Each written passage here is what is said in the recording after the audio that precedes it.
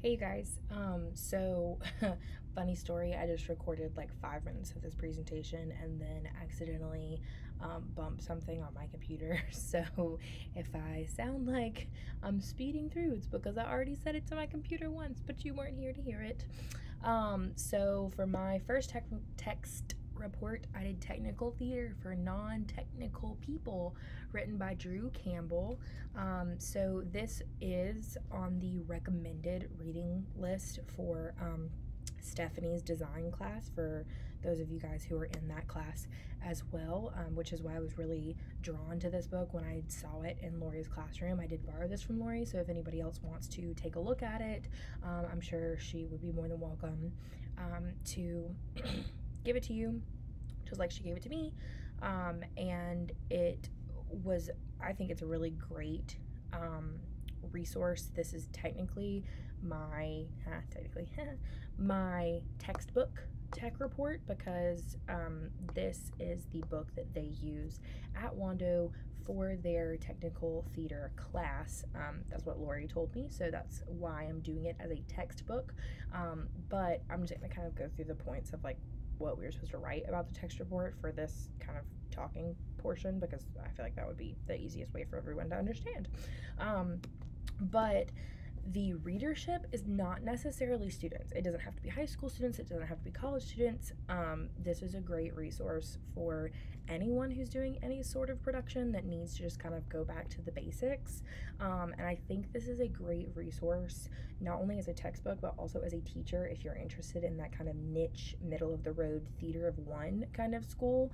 So that's something that I think I'm really passionate about, like bringing productions into schools that really only have one drama teacher, that don't have a lot of resources, like where you are a lighting designer, scenic designer, sound designer, costume designer. You are all of those things, and you're working really closely with students, other teachers, parents, community members who volunteer their time and don't necessarily know a lot about, technical construction or working on a production or any of those things. So it's super easy to use really simple terms from this book, and even for yourself, go back and say, okay, I have to explain this to somebody else who doesn't know, who's never been in a production or worked on a production or built a set or sewn a costume. How do I explain this? And it's really great to kind of take that out of those, like, you've been in theater for forever and maybe you didn't even learn it from, ground up. You just heard somebody else say it to somebody else, and then you just kind of picked it up along the way because you've been around it.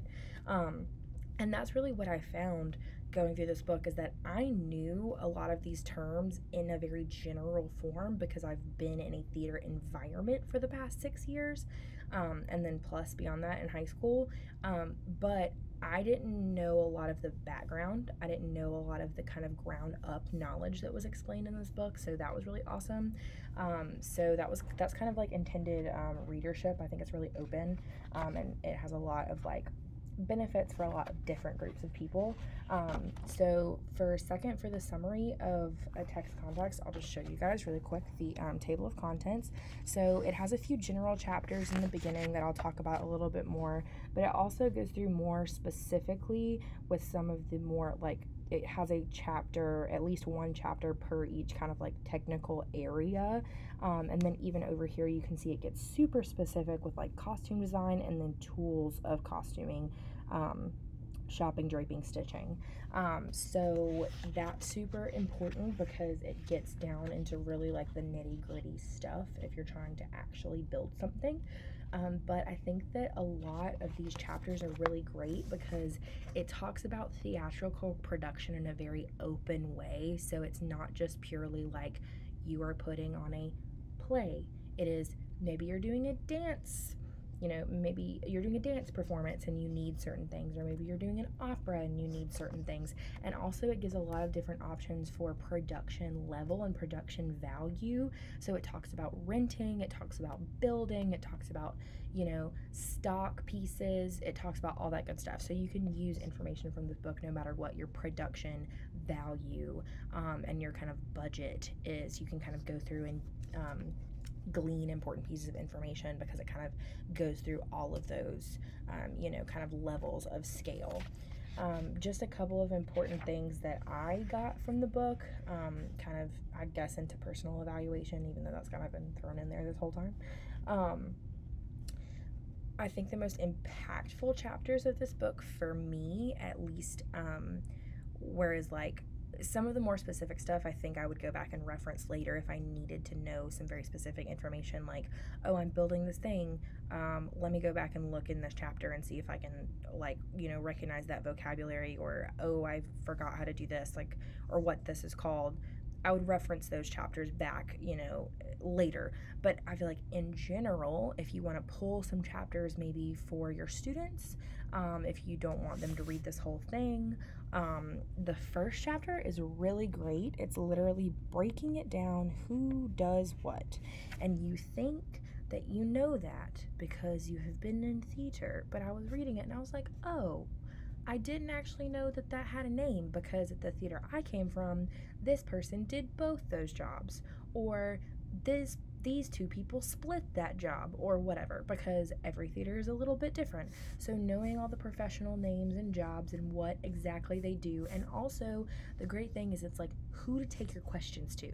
So like if you are renting a space for your, if you're renting a space for your kids, or just it's like who do you ask this question without messing up the entire hierarchy of the show, which at the end the stage manager is always your answer, but sometimes it's not, or sometimes there's somebody better if you know to ask it to. So I think that was it's a really good important thing to understand, and it's a really good important thing for your students to know, so that way if you have student designers and student stage managers, they don't ask you every single question under the sun, and they can just take it to the people who are supposed to know the answer, and then you don't have to answer 50 bajillion questions all the time. Or you can say, hey, am I the person you're supposed to ask that question to?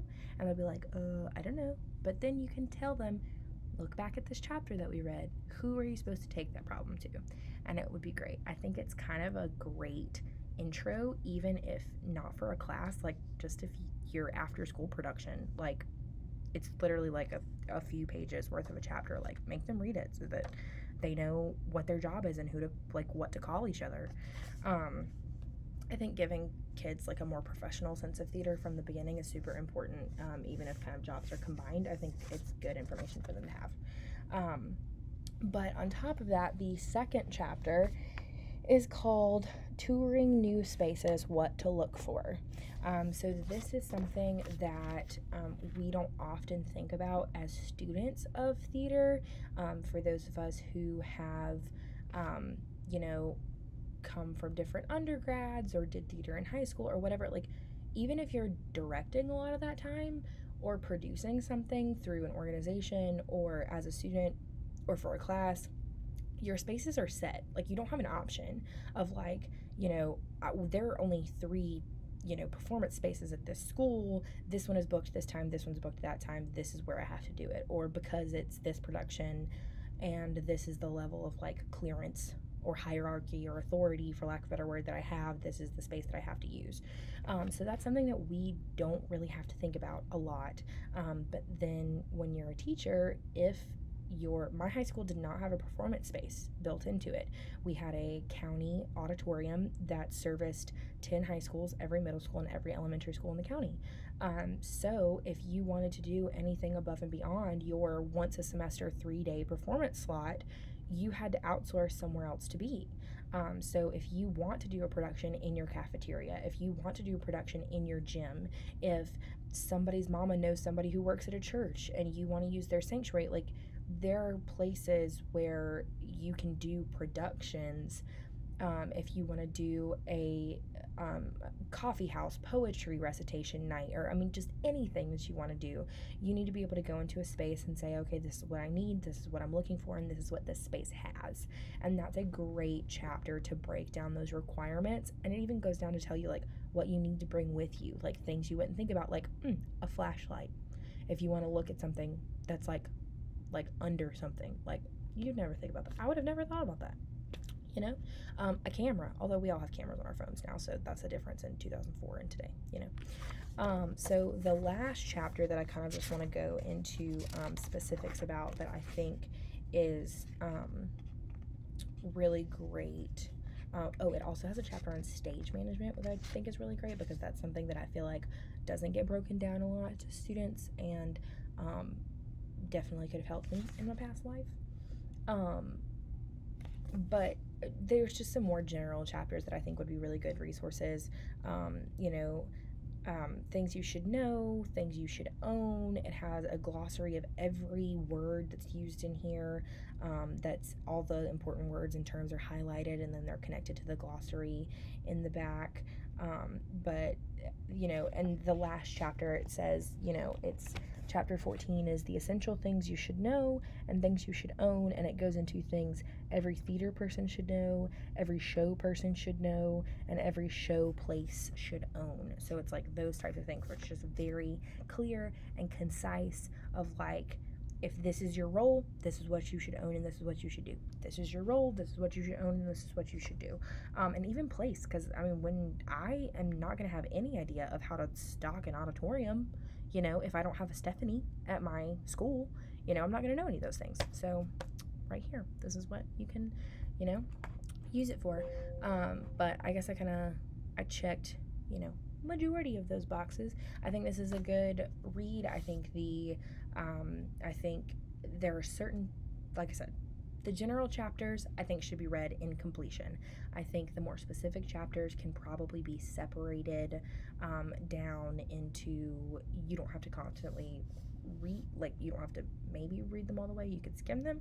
And I also think that you can take very specific pieces of information if you're trying to rent something, if you're trying to build something, if you're trying to buy something. I think there are very specific pieces of information where you don't necessarily need all the time that it takes to read a whole chapter about how to do a production in a hotel if you're never going to do a production in a hotel. Like, there's some things you can glean from that if you have a hotel-like space, but I don't think it's necessarily you have to get bogged down in those chapters. But I think definitely making copies of the more general chapters and getting that general information to students really right from the beginning so that they know how theater works, so that they can use a professional vocabulary, especially when it comes to titles and job responsibilities. I think that's super important to know, and I think it's something that really kind of gets skipped, and I think it's something that really is more learned by theater people in experience than it is in actual text and words and terms, especially when it comes to professional caliber productions. And I think that it should always be the mindset of we might be doing theater of one here, but this is what this is our goal. This is what you should know. This is what, if you go into a professional space, these are the things you should know, basically, to not feel intimidated or, feel embarrassed or any of those things. You can communicate on a professional level even if you don't have that experience backing it. And I feel like a lot of these things are just assumed that people gain knowledge slowly as they kind of get into the theater world, and especially if your kids are all acting all the time, which a lot of high school students kind of fall into that trap of, I don't want to be anything other than an actor. I think it's really important for them to get this base knowledge because they won't have any of that stuff when they go into another space and they can talk about it. So I think that's important. But yeah, thanks guys, and I'll see you tonight in class. Woohoo!